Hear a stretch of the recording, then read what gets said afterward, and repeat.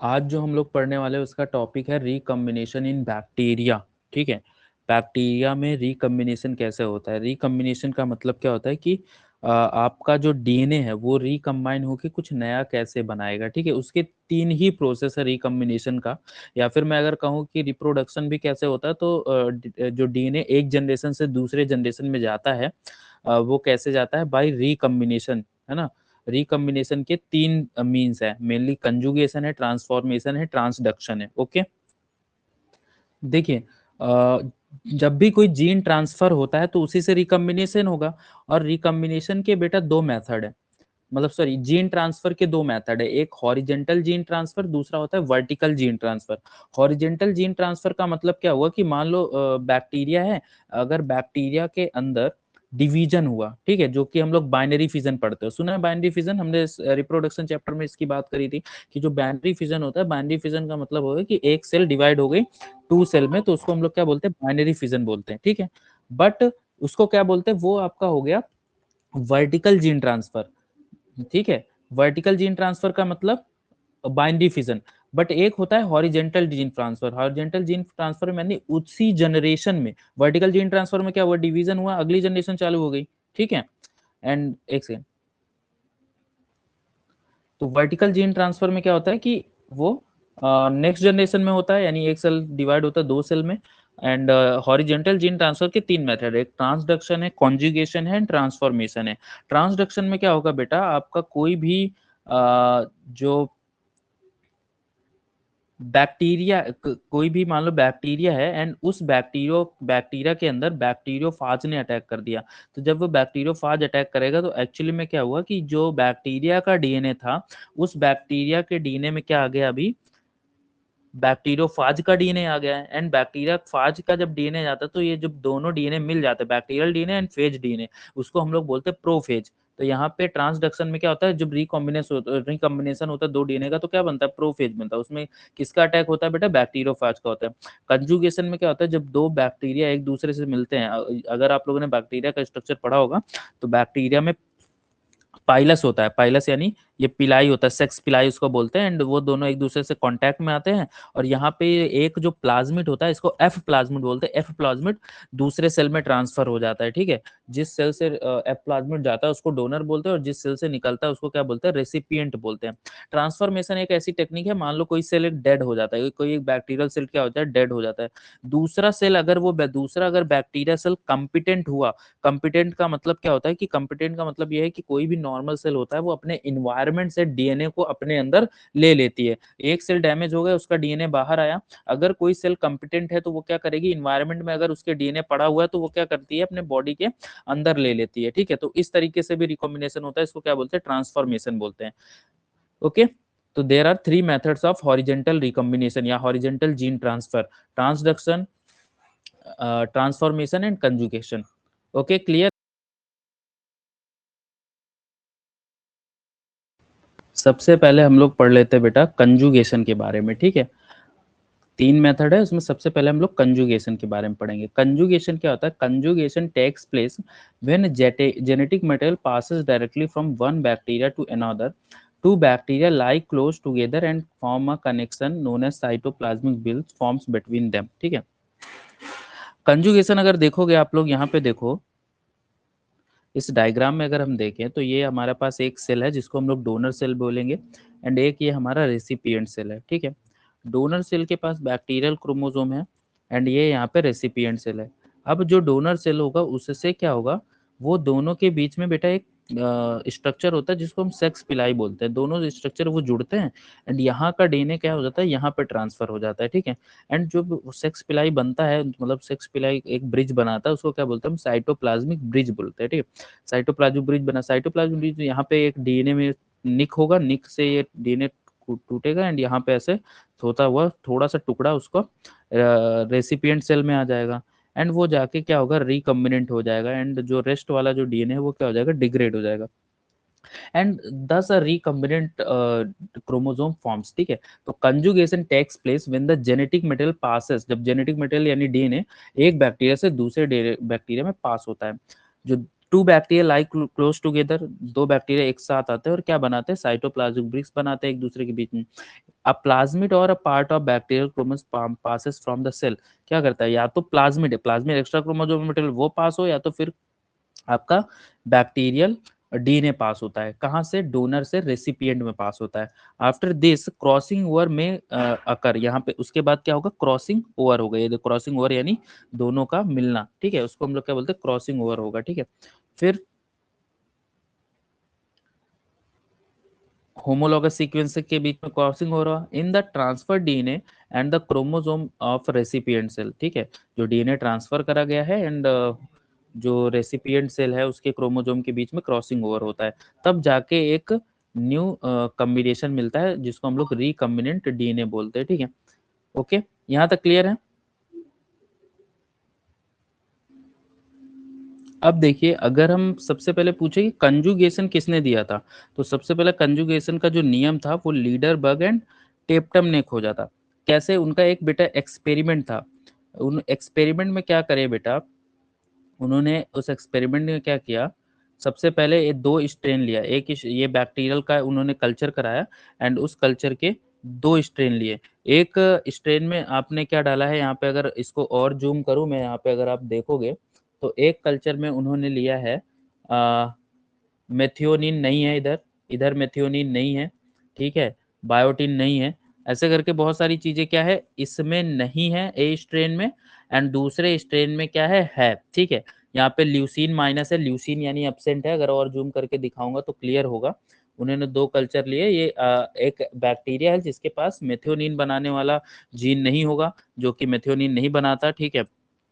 यहाँ पे बायोटिन बनाने वाला जीन नहीं होगा, ठीक है, थेरोनिन बनाने वाला जीन नहीं होगा, ठीक है, तो ये सारी चीजें उसमें क्या है, नहीं है, ठीक है। ल्यूसीन बनाने वाला है इसके अंदर, है ना, वैसे इसमें ल्यूसीन बनाने वाला नहीं है। दोनों को क्या करा हम लोगों ने, दोनों को मिक्स कर दिया, है ना। जब दोनों को मिक्स करा गया तब यहाँ पे अब क्या बन गया, कंप्लीट उनको मिक्स करके इंक्यूबेट कराया गया, एंड जैसे ही इंक्यूबेट कराया गया तो हमारे पास कॉलोनीज बनी प्रोटोप्लास्ट की, ठीक है ना। और ये जो कॉलोनीज बनी वहां पे देखा गया कि यहाँ पे सारी चीजें, मेथियोनिन भी प्लस है, बायोटिन भी प्लस है, थेरोनिन भी प्लस है, लियोसिन भी प्लस है, थायोनिन भी प्लस, यानी ये सारी चीजें क्या है, प्लस है। प्लस का मतलब क्या है कि कुछ चीजें रिकम्बिनेशन हुआ है बेटा, यानी कुछ चीजें स्ट्रेन ए से आई हैं एंड कुछ चीजें स्ट्रेन बी से आई हैं। बट अगर उसको हम मिनिमल मीडियम में इंक्यूबेट करें, जहाँ पे मिनिमल मीडियम का मतलब क्या है, कुछ ऐसे मीडियम में रखें जहां पर कुछ सेल्स ही ग्रो कर पाए जिनके पास ये सारा चीज हो, तो ये वाली कॉलोनीज बस ग्रो हो पाती हैं, ये वाली कॉलोनीज नहीं ग्रो पाएंगी, क्योंकि इनके पास ये सारी चीजें नहीं थी, ठीक है। इन वाली चीजों के पास भी बहुत सारी चीजें नहीं थी, बट रिकम्बिनेशन से हमारे पास क्या हुआ, इसका स्ट्रेन ए के रिकम्बिनेशन से स्ट्रेन बी के रिकम्बिनेशन, जो चीज नहीं थी वो भी आ गई, ठीक है। ये किसका एक्सपेरिमेंट था, ये बेटा Beadle and Lederberg and Tetam का एक्सपेरिमेंट था 1946 में, ठीक है। अब हम लोग बात करते हैं F plus and F minus cell की बात करते हैं, ठीक है। तो एफ प्लस जो एफ है ये बेटा एक प्लाज्मिड है, ठीक है, इसको हम लोग फर्टिलिटी फैक्टर बोलते हैं, ठीक है, इसको हम लोग क्या बोलते हैं, फर्टिलिटी फैक्टर, है ना। तो अगर मैं कहूँगा, अगर जैसे फॉर एग्जांपल ये बैक्टीरिया है एंड अगर ये बैक्टीरिया के पास ये एफ प्लाज्मिड है, तो एफ प्लाज्मिड का मतलब क्या होगा कि वो आपका फर्टाइल है, ठीक है। अगर एफ सॉरी, हाँ मतलब फर्टाइल है, फर्टिलिटी फैक्टर है, बट अगर एफ प्रेजेंट है यानी हम उसको एफ प्लस स्टेट बोलेंगे, तो हम उसको क्या बोलते हैं, मेल मानते हैं, उस बैक्टीरिया को क्या मानते हैं, मेल मानते हैं, या फिर उस बैक्टीरिया को मानते हैं डोनर, ठीक है। एंड अगर कोई बैक्टीरिया है, उस बैक्टीरिया के अंदर एफ प्लाज्मिड नहीं है, मान लो एफ प्लाज्मिड नहीं है, तो हम एफ माइनस उसको बोलेंगे एंड वो आपका फीमेल माना जाता है, ठीक है, फीमेल मानो या फिर रेसिपिएंट सेल मानो, ठीक है। अब अगर मैं आपसे बताऊं कि एफ फैक्टर में, एफ फर्टिलिटी फैक्टर में उसमें है क्या एक्चुअली, एफ फर्टिलिटी फैक्टर में ऑरिजिन ऑफ रेप्लिकेशन होता है ना, ऑरिजिन ऑफ रेप्लिकेशन यानी रेप्लिकेशन करना है वो सीक्वेंस इसमें होता है, ठीक है।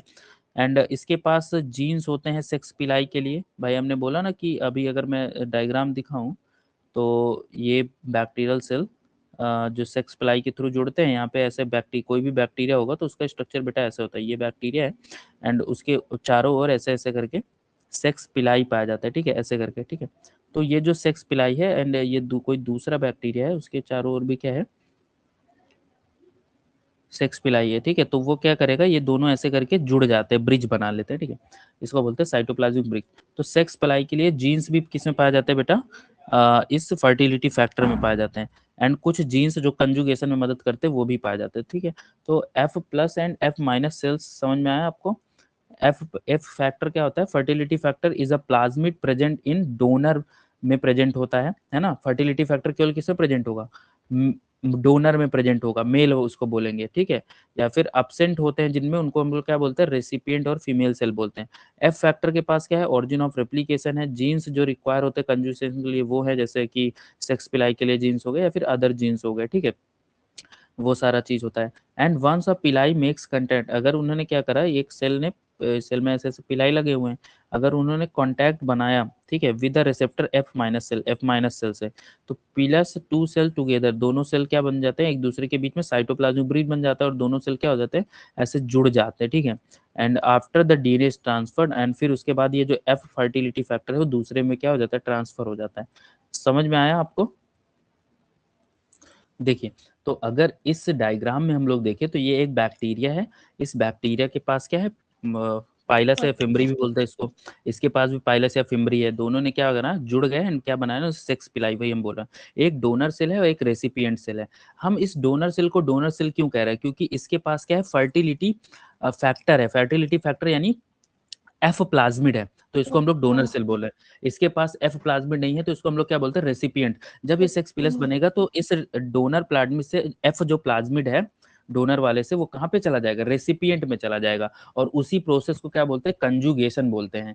समझ में आया, ठीक है। अगर इसको एक और डायग्राम से समझे जो कि आपको एग्जाम में भी बनाना रहेगा। हमारे पास ये एफ प्लस सेल है। एफ प्लस का मतलब यहाँ पे फर्टिलिटी प्लाज्मिड या फर्टिलिटी फैक्टर है, ठीक है। ये आपका मेन बैक्टीरिया का क्रोमोसोम है जो कि दोनों में है, बट दोनों में डिफरेंस क्या है, इसके पास एफ फैक्टर है, इसके पास एफ फैक्टर नहीं है। तो ये आपका फीमेल हो गया या फिर रेसिपिएंट हो गया एंड, और ये क्या हो गया, आपका डोनर हो गया। क्लियर है यहाँ तक। दोनों के पास क्या थे, ऐसे करके फिब्री थे एंड दोनों ने सेक्स पिलस बनाया एंड क्या बन गया, बीच में साइटोप्लाज्मिक ब्रिज। तो during the conjugation cytoplasmic connection बन गया एफ प्लस और एफ माइनस सेल के बीच में, ठीक है। अब जैसे ही साइटोप्लाज्मिक कनेक्शन बना तो once the DNA stand on the F factor is nicked at a origin of replication, ठीक है। हमारे पास पता था कि ऑरिजिन ऑफ रेप्लिकेशन के पास क्या होता, सॉरी, एफ फैक्टर के पास क्या था, ओआरआई सीक्वेंस था। तो जैसे ही साइटोप्लाज्म बनेगा तो इस ओ आर आई सीक्वेंस के पास में ऐसे क्या मार देगा, कट मार देगा, यानी निक मार देगा, ठीक है। निक हो जाएगा, निक यानी कट कर देगा उसको, ठीक है। जैसे ही कट हुआ तो इसका 5' एंड ऐसे डीएनए जाता है एंड वहां पे जाके क्या होने लगता है, रोल होने लगता है, ठीक है। तो 5' इज इन निक्ड, निक्ड यानी कट गया and passes into recipient cell, ठीक है। Where the single stand replicated, जहाँ पे सिंगल स्टैंड का रेप्लिकेशन होता है, ठीक है, वहां पे डबल, ये तो गया, उसके चारों ओर क्या होता है, रेप्लिकेशन होता है। क्यों, क्योंकि आप लोग जानते हो कि उसमें ऑरिजिन ऑफ रेप्लिकेशन है, वहीं से रेप्लिकेशन स्टार्ट हो तो रेप्लिकेशन होने लग गया and hence circular double standard DNA यहाँ पे भी बन गया एंड यहाँ पे तो था ही, ठीक है। तो जो एफ माइनस सेल है अब क्या बन गया, एफ प्लस सेल गया, एफ प्लस सेल बन गया, ठीक है। आया मेरी बात समझ में। अभी केवल कंजुगेशन हुआ है, अभी रिकम्बिनेशन अभी होना बाकी है, अभी मैं आगे स्लाइड में पढ़ाऊंगा। बट आपको ये समझ में आया कि एक सेल से दूसरे सेल में कैसे डीएनए जानता है। और ये कैसा है, ये कोई आपका वर्टिकल कोई आपका वर्टिकल जीन ट्रांसफर नहीं है, हॉरिजेंटल जीन ट्रांसफर, यानी एक ही जनरेशन में हो रहा है ना। नहीं मेरी बात समझ में आई, आया समझ में। जैसे हाँ, जैसे देखो, मान लो एक बैक्टीरिया है, एक बैक्टीरिया से दो बैक्टीरिया, ये इसका डीएनए था, एक बैक्टीरिया से दो बैक्टीरिया बने, तो वो आपका कैसा हो गया, वर्टिकल जीन ट्रांसफर हो गया, यानी ये पहली जनरेशन थी, अब ये दूसरी जनरेशन, उसके बच्चे। बट यहाँ पे क्या हुआ, इसमें तो डीएनए ट्रांसफर हो गया, इसको वर्टिकल डीएनए ट्रांसफर बोलते हैं, वर्टिकल जीन ट्रांसफर। इसमें कैसा हो रहा है कि मतलब ऐसा समझ लो कि उसी के टाइम पीरियड का है ना, यानी उसी जनरेशन के हैं। तो ये क्या हो गया, हॉरिजेंटल जीन ट्रांसफर। उसके कितने मेथड है, कंजुगेशन हो गया, है ना, ट्रांसडक्शन हो गया ना, ये सारी चीजें आई समझ में मेरी बात। Okay, so plasmid in the F plus cells is always nicked at ORI T sequence, यानी जो F प्लस सेल के जो प्लाज्मिड होते हैं वो कहाँ पे कट मारता है, ORI T सीट साइट में, यानी ORI रीजन पे कट मारता है, ठीक है। This site always enter the recipient cell first, सबसे पहले रेसिपिएंट सेल में कौन सा साइट पहुंचेगा, जहाँ पे ORI साइट होगा, ठीक है।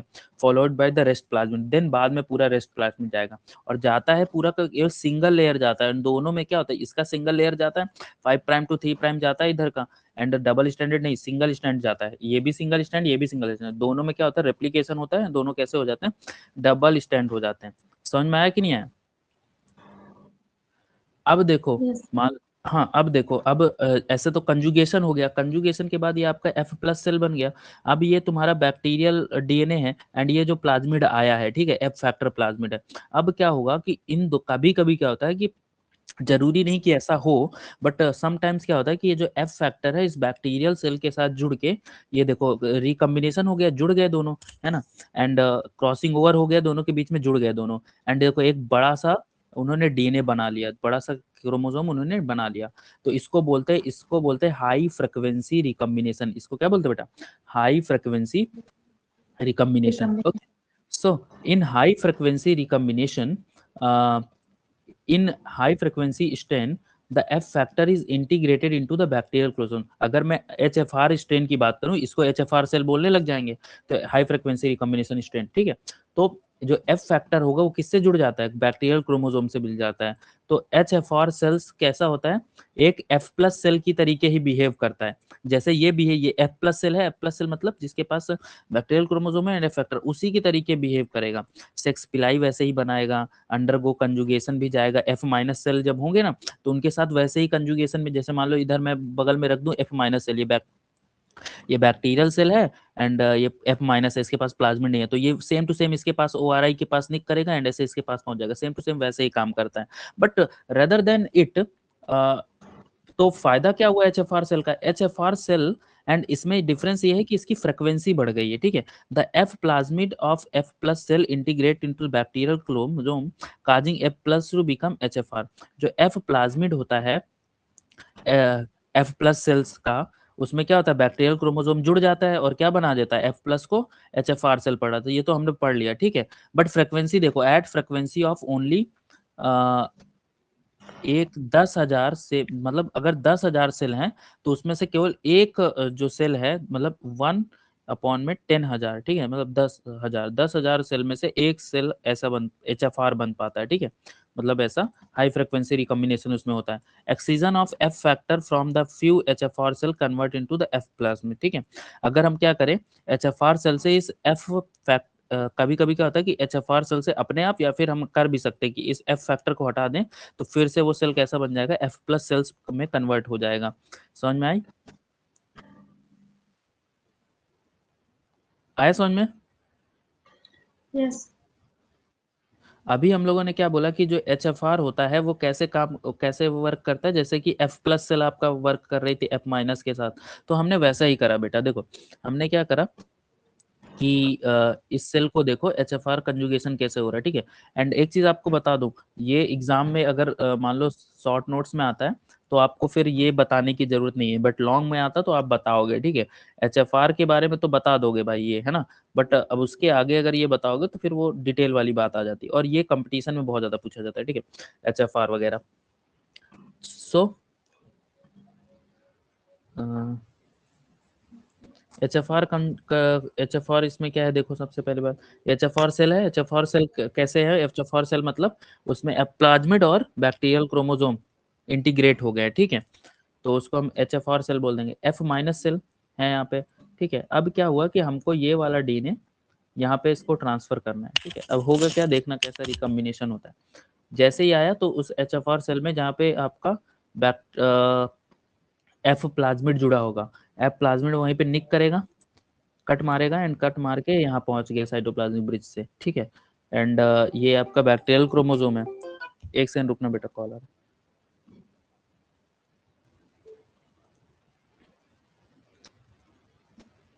तो निक करने के बाद जैसे ये इंटीग्रेट होगा, अब यहाँ पे क्या हुआ, जो ये ट्रांसफर स्टैंड है जैसे वो रेप्लिकेशन होता है तो वैसे इसका भी रेप्लिकेशन होगा इसमें। और रेप्लिकेशन के बाद जो नेक्स्ट स्टेप होता है, अब देखो इससे ये खाली हो गया, यहाँ पे पहुंच गया है ना। नेक्स्ट स्टेप क्या होगा, रिकम्बिनेशन का। ये डीएनए एंड ये डीएनए क्या होंगे, रिकम्बिनेंट होंगे रिकम्बिनेशन में, है ना। अब इस रिकम्बिनेशन में एक खास बात ध्यान रखना, ठीक है। एक चीज दोनों में अंतर क्या है कि पूरा का पूरा एफ प्लाज्मिड जैसे उसमें चला जाता था, पूरा पूरा नहीं, आधा एफ प्लाज्मिड जाएगा, ठीक है, एंड आधा ये जीन गया। रिकम्बिनेशन का मतलब क्या हुआ कि ये वाला जो तुम्हारा ये डीएनए था जो कि हमारे एचएफआर सेल में था, ठीक है, वो हमने कहाँ पे ट्रांसफर करा दिया, इसमें इस डीएनए में रिकम्बिनेशन करा दिया। ओके, ठीक है। एंड ये अब डीएनए हमारा एफ माइनस सेल का डीएनए, पहले कुछ और था, पहले उसमें कुछ और डीएनए था, बट हमने अब क्या कर दिया, दूसरे डीएनए को रिकम्बिनेशन करा दिया है, ठीक है। तो अगर मुझे मान लो मुझे रिकम्बिनेशन कराना है किसी भी बैक्टीरियल के अंदर, किसी भी रिकम्बिनेशन मतलब दो डीएनए को जोड़ना है, कोई डीएनए को मैच करना है, मेरे पास कोई डिफरेंट एलील वाला ये आपका डीएनए था, मैं क्या करूंगा, एचएफआर सेल में पहले से कोई डीएनए इसमें इंटीग्रेट कर दूंगा एंड दूसरे एफ माइनस सेल में मुझे इंटीग्रेट करना है। तो जैसे ही करूंगा तो इन दोनों के बीच में क्या होगा, क्रॉसिंग ओवर होगा एंड वो डीएनए क्या हो जाएंगे, एक्सचेंज हो जाएगा। बाकी जो रेस्ट ऑफ द डीएनए जो खराब होगा वो कैसा हो जाएगा, क्रोमोसोम डिग्रेड हो जाएगा। ओके, क्लियर है यहाँ तक? नहीं भी क्लियर होगा तो अभी इसको रीड करेंगे तो क्लियर हो जाएगा, ठीक है। तो एच एफ आर और एफ माइनस कंजुगेशन कैसे होता है, तो how much the bacterial chromosome is transform from H F R to F minus depend upon the length of time that the two cells remains in conjugation, ठीक है। कि bacterial chromosome कितना transfer होगा, H F R और F minus conjugation में bacterial chromosome कितना transfer होगा, वो डिपेंड करता है लेंथ ऑफ टाइम में, वो कितनी देर तक वो सेल कितनी देर तक सेल वो साइटोप्लाज्मिक ब्रिज में जुड़ी रहती है, कितनी देर तक कंजुगेशन चलता है, उस चीज में डिपेंड करेगा कितना एचएफआर वाला पार्ट यहाँ पे इसमें चला जाएगा, ठीक है। The F minus cell almost never becomes F plus और एफ एफ आर। जो एफ माइनस सेल है, अगर हम यहाँ पे देखेंगे एफ माइनस, इस अगर मैं H F are and F minus का अगर कंजुगेशन देखें तो एफ माइनस सेल क्या होता है, एफ माइनस सेल यहाँ पे आपका एफ प्लस नहीं हुआ। बट अगर हम वहां पे पुराने वाले कंजुगेशन में देखें जिसमें हम एफ प्लस और एफ माइनस के बीच में कंजुगेशन कराते थे, तो एफ माइनस वाला भी कैसा हो जाता था, एफ प्लस हो जाता था, उसके पास भी एफ फैक्टर आ जाता था। क्लियर है, समझ में आ रहा है मेरी बात? Yes, sir. हाँ, तो ये आपका बैक्टीरियल डीएनए है, ये this is the bacterial DNA and this is the plasmid. तो ये आपका क्या बन गया, एचएफआर बन गया। तो यहाँ पे जब इसका ट्रांसफर होता है तो ये बीच से ही मान लो यहाँ पे ओआरआई सीक्वेंस है प्लाज्मिड का, तो ये बीच से निक हो जाता है एंड ये दूसरे सेल में ऐसे आधा चला गया पूरा, जब तक वो कांटेक्ट में रहेगा। अगर लेंथ ऑफ टाइम ज्यादा, अगर बहुत देर तक ये दोनों सेल आपस में कांटेक्ट में है, ये दोनों सेल, ठीक है, तो ये क्या होगा कि पूरा का पूरा डीएनए चल जाएगा, तब तो केस है कि वो एफ माइनस से एफ प्लस बन जाए। बट अगर थोड़ी देर पे कांटेक्ट में आया तो ये आधा पार्ट जाएगा, आधा पूरा का पूरा प्लाज्मिड जा नहीं पाएगा, और जब तक पूरा का पूरा प्लाज्मिड स्टैंड नहीं जाएगा तब तक वो क्या बन जाएगा, तब तक वो एफ प्लस नहीं बन पाएगा। अगर यहाँ पे हम देखें, अगर यहाँ पे हम देखें तो देखो, ये पूरा का यहाँ पे एफ निक हुआ, ये इतना बस डीएनए गया, ये इतना डीएनए तो गया ही नहीं एफ प्लाज्मिड का, है ना, तो वो पूरा का पूरा डबल स्टैंडर्ड हो नहीं पाया, एंड डबल स्टैंड नहीं होगा तो वो बाद में डिग्रेड हो जाएगा। जितना डीएनए था इन दोनों के बीच में भाई क्या हो गया, रिकम्बिनेशन हो गया, है ना।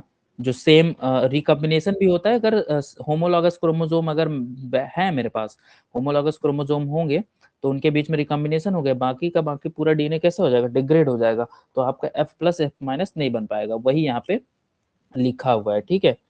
सो अगर मान लो, लेकिन अगर मुझे एच एफ आर या फिर एफ प्लस बनाना है सेल को, तो the recipient cell must receive the entire F factor, recipient को पूरा का पूरा ये एफ फैक्टर जाना चाहिए, एफ फैक्टर यानी ये प्लाज्मिड पूरा का पूरा जाना चाहिए। क्लियर है?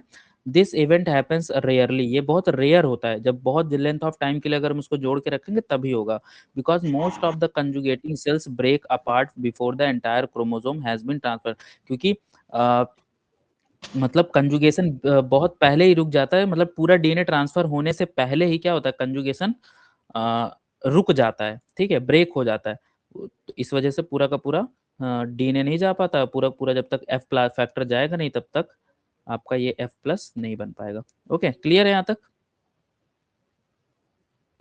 Yes, sir.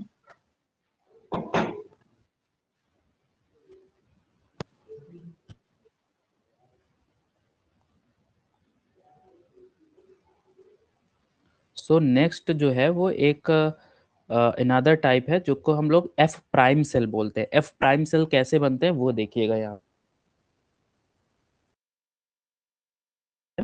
है ना। एच एफ आर सेल में मान लेते हैं यहाँ पे ये एक जीन है फॉर लैक, है ना, लैक कोई जीन है ना, वो है यहाँ पे। एंड ये आप फैक्टर है, ये आपका एच एफ आर है, ठीक है। अब उसमें ऐसे crossing over takes place within the H F R chromosome, H F R chromosome के बीच में ही क्रॉसिंग ओवर हो गया है, ऐसे मुड़ा है, उसमें ऐसा मुड़ाव आया है कि दोनों के बीच में क्रॉसिंग ओवर हो गया, ठीक है।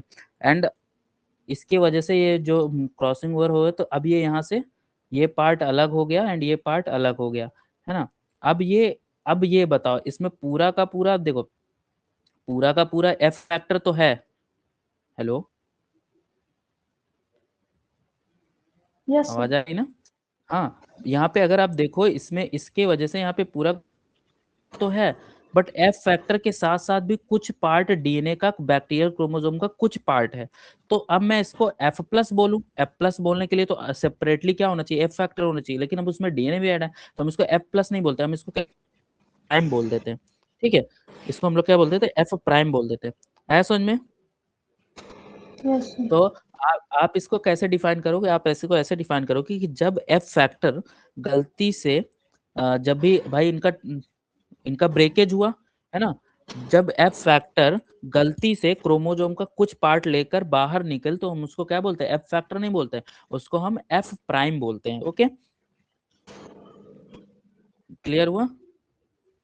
Yes, जब sir. भी एच एफ आर सेल में जो एफ फैक्टर है वो क्या करेगा, जब वो भाई उसमें क्रॉसिंग ओवर हुआ, तो क्रॉसिंग ओवर के बाद में जब वो इंटीग्रेट था, अब वो अलग हो रहा है, अलग हो रहा है, तो कुछ पार्ट उसने क्या कर लिया, बैक्टीरियल डीएनए का भी थोड़ा सा पार्ट ले गया, तो उसको हम लोग क्या बोलते हैं, एफ प्राइम बोलते हैं।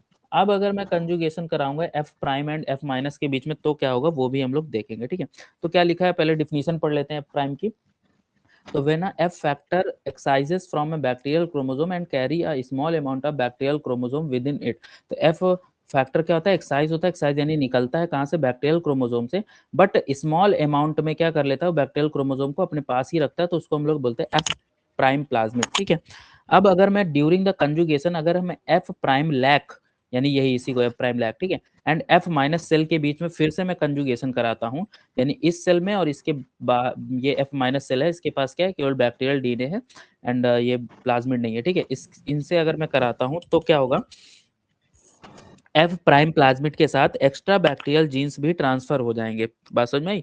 यानी अगर मैं कराऊंगा तो सेम टू सेम ये आपका एफ प्लस की तरीके काम करेगा, एफ प्राइम कैसा काम करेगा, एफ प्लस की तरीके, तो ये पूरा का पूरा डीएनए जाएगा, इसमें पूरा पूरा जाएगा कि नहीं जाएगा। बट साथ में क्या है, अब इस पूरे के पूरे जीन के साथ वो जो एक्स्ट्रा डीएनए था वो भी आपका लैक वाला भी चला जाएगा, ठीक है। तो additional genes present on the F plasmid वो भी ट्रांसफर हो जाएंगे एफ माइनस सेल में, ठीक है। एंड इस प्रोसेस को बोलते हैं सेक्स डक्शन। उस प्रोसेस को क्या बोलते हैं हम लोग, सेक्स डक्शन बोलते हैं, ठीक है।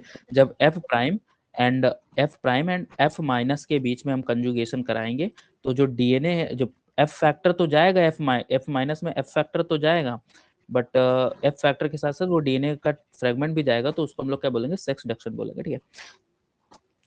अगर इसका अब सेक्स डक्शन का रिजल्ट क्या होगा, मतलब क्या होगा उससे, ठीक है।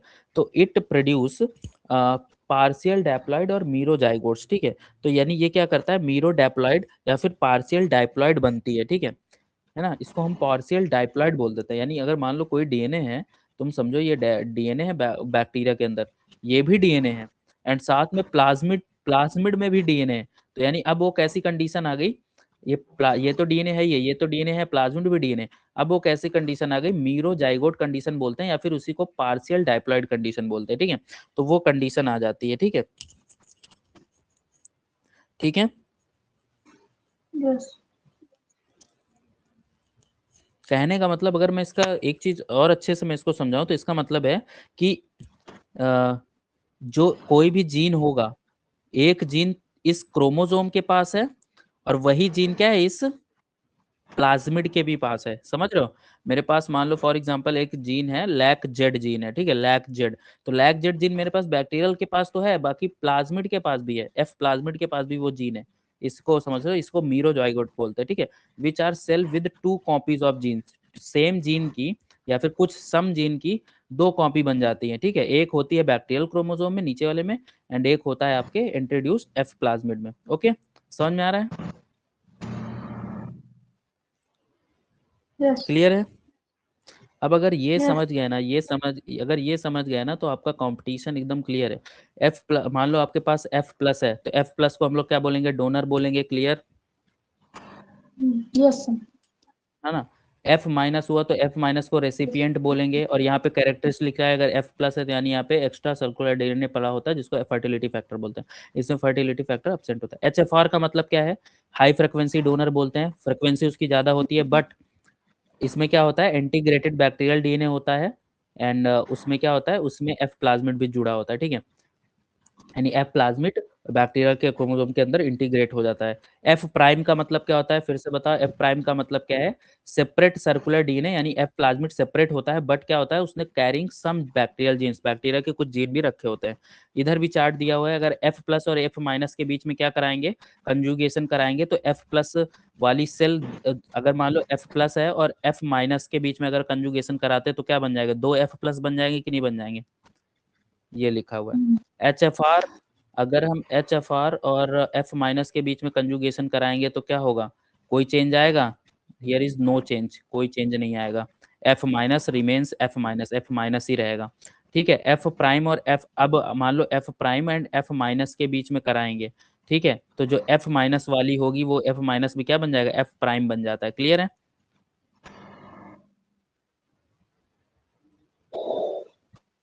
Yes. अब नेक्स्ट स्टेप में जब हम लोगों ने कंजुगेशन अच्छे से पढ़ लिया है, तो कंजुगेशन से हम लोग क्या करते हैं, हमारे पास एक आइडिया आता है कि हम जीन को कैसे मैप करेंगे, वो सीखना बहुत ज्यादा जरूरी है, ठीक है। तो ये जो जीन मैपिंग का जो टेक्निक था, ठीक है, वो किसने डेवलप करा था, ये मेथड को डेवलप करा था जैकॉब एंड वॉलमैन में, ठीक है। उनके पास बेसिक आइडिया, अगर मैं सिंपल वर्ड्स में बताऊं तो बेसिक आइडिया उनके पास ये था कि अगर मैं H F are and F minus cell के बीच में कंजुगेशन होता है, ठीक है, तो ई कोलाई में क्रोमोजोम ट्रांसफर होने में कितने मिनट लगते हैं बेटा, 100 मिनट लगते हैं, ठीक है, समझ रहे हो। Transfer of entire E coli chromosome from H F R to F minus cell, उसके लिए कितना मिनट एक रिक्वायर है, 100 मिनट रिक्वायर है, ठीक है। अब अगर मैं Yes. क्या करूं, है ना, ये एच एफ आर सेल है, एच एफ आर सेल का इसमें ये है, एंड ऐसा इंटीग्रेटेड होगा, एंड ये दूसरा सेल है जिसमें क्या है, केवल और केवल बैक्टीरियल क्रोमोसोम है, ठीक है। तो ये आपका एफ माइनस हो गया। अब अगर यहाँ पे पूरा का पूरा मैं देखूं तो कितना मिनट लगता है, 100 मिनट लगता है। अगर मैं 100 मिनट से पहले ही कंजुगेशन को रोक दूंगा तो यानी कुछ जीन्स पहुंचेंगे, ठीक है, समझ में आ रहा है, कुछ ही जीन्स क्या होंगे, पहुंचेंगे, ठीक है। तो if conjugation is interrupted before 100 minutes have elapsed, only part of chromosome will pass into the F minus cell, है ना। तो अगर मैं कंजुगेशन को 100 मिनट से पहले ही बीच में रोक दूंगा तो कुछ पार्ट ही है जो केवल एफ माइनस सेल क्या करेगा, कुछ पार्ट ऑफ डीएनए ही क्या होगा, एफ माइनस सेल में पहुंचेगा, ठीक है। So chromosome transfer always begins with integrated F factor, chromosome transfer कहाँ से स्टार्ट होता है, F factor, integrated F factor से स्टार्ट होता है, जहाँ पे ओ आर आई सीक्वेंस होता है, ठीक है। And proceed a continuous direction, एक कॉन्टिन्यूअस डायरेक्शन में एफ प्राइम से कॉन्टिन्यूअस डायरेक्शन में होता रहता है, ठीक है, एंड ट्रांसफर की डायरेक्शन एक ही होती है, ठीक है। अब so genes are transferred according to their sequence on the chromosome, तो जीन्स भी क्या होंगे, एक सीक्वेंस में ट्रांसफर होंगे। जीन के सीक्वेंस कैसे वो ट्रांसफर होंगे, कि मान लो ये फॉर एग्जांपल मैं यहाँ पे बात करता हूँ, इस डायग्राम को देखेंगे, यहाँ पे ये आपका एच एफ आर है, एंड यहाँ पे एफ माइनस है, एंड ये आपका है ना। अब ये आपका जो प्लाज्मिड है यहाँ से निक हुआ, एंड निक होने के बाद जब वहां पे गया तो अब मैं यहाँ पे साफ साफ बोल सकता हूँ कि यहाँ पे स्टार्टिंग में ORI सीक्वेंस होगा, एंड ORI सीक्वेंस के बाद हम देखते हैं कि कौन सा जीन यहाँ पे अब ये ऐसे पहुंचा, ऐसे पहुंचा, ऐसे पहुंचा, है ना। इसके बाद ये जीन, यानी क्रम से जीन होगा ना, यानी अगर जीन का सीक्वेंस देखें तो यहाँ पे क्रम से होगा, ये इसके बाद ये, इसके बाद ये, इसके बाद ये। और हमको यही करना है कि कोई भी अगर बैक्टीरिया है तो उस बैक्टीरिया में हमको मैपिंग करना है कि ये जीन क्या होगा, ये जीन उसके बाद क्या है, उसके बाद ये जीन क्या है, ये जीन है। इसको बोलते हैं जीन मैपिंग। वो हमको पहचानना है। कैसे पहचानेंगे, थोड़ा सा और डिटेल से पढ़ते हैं, ठीक है।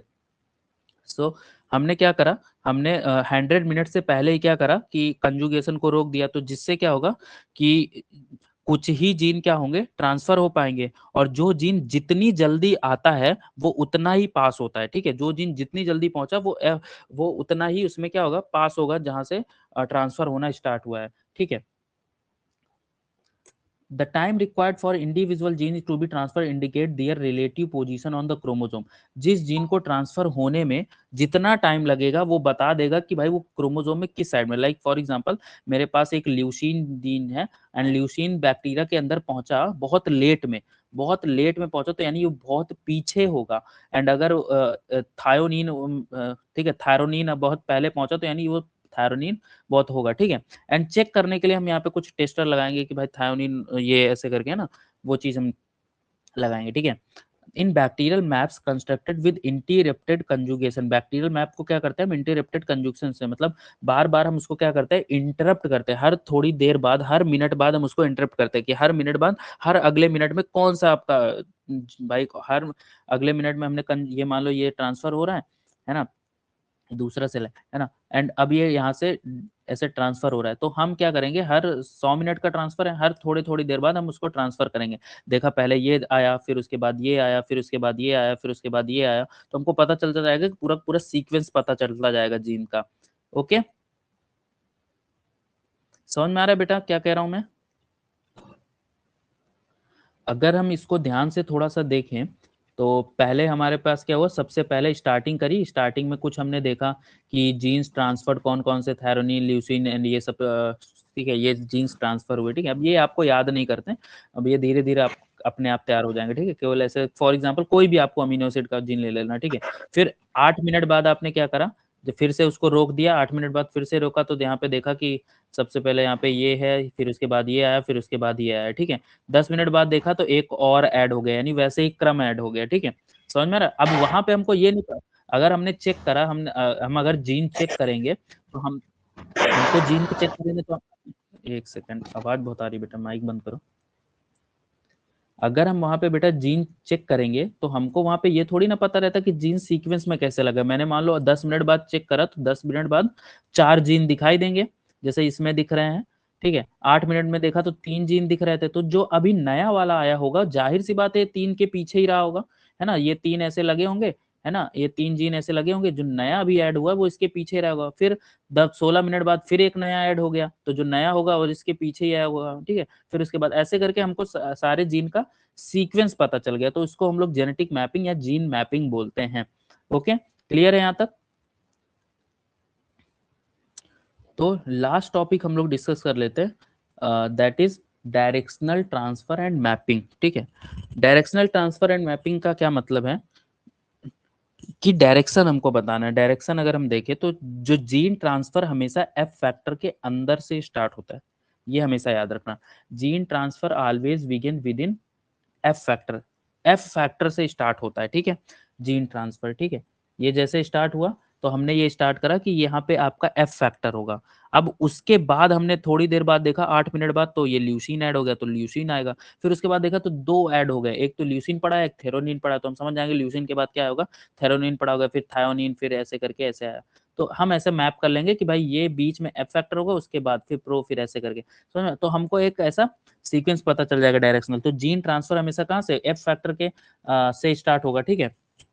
एंड जो ओरिएंटेशन है डीएनए का, वो जो ओरिएंटेशन वो कौन डिसाइड करेगा, आपका एफ फैक्टर डिसाइड करेगा, ठीक है। ओरिएंटेशन यानी स्टार्टिंग, मान लो फॉर एग्जांपल इसमें ऐसे ओरिएंटेशन लिखा है एफ फैक्टर ऐसे करके, तो अगर मान लो ये आपने एक इसको देखा, अब आप ये देख रहे हो, ठीक है। एंड अगर ये देख रहे हो तो आप सोचो कि कहाँ से स्टार्ट होगा, तो स्टार्ट अगर हम देखें तो स्टार्ट कहाँ से है, भाई एफ फैक्टर इस डायरेक्शन में है तो ये यहाँ से स्टार्ट होगा, थायोनिन ऐसे करके ये ऐसे ही तो स्टार्ट होगा, बोलो ऐसे करके स्टार्ट होगा। एंड यहाँ पे भी आप देख रहे हो यहाँ से, तो यानी ये सबसे आगे तो यही होगा ना, इसके पीछे से वो यहाँ से सीक्वेंस अगर देखें तो यहाँ पे जो सीक्वेंस होगा इसके पीछे से, ये एफ फैक्टर के पीछे से यहाँ पे सीक्वेंस क्या होगा, लिसिन थायोनिन ऐसे करके सीक्वेंस होगा पूरा। एंड यहाँ पे यहाँ पे इसके भी पीछे से ऐसे करके सीक्वेंस होगा। तो ये ओरिएंटेशन भी डिसाइड करता है। तो जीने transfer always begin with in F factor. The orientation and position of F fertility factor का जो पोजीशन है वो डिटरमाइन करता है कि डायरेक्शन और स्टार्टिंग पॉइंट जीन ट्रांसफर का क्या होगा वो बताता है, ठीक है। अलग अलग एचएफआर स्ट्रेन में जीन ऑर्डर सेम होता है, ठीक है, मतलब एचएफआर स्ट्रेन अलग अलग है बट उसमें जीन का ऑर्डर क्या होता है, सेम ही होता है, ठीक है, बस स्टार्ट पॉइंट और डायरेक्शन में डिफरेंस होता है, ठीक है। ये आपका यहाँ से पूरा खत्म हो जाएगा और अगर आप इसको लिख के आते हो तो बहुत ही अच्छे मार्क्स मिलने वाले हैं आपको एग्जाम में, ओके।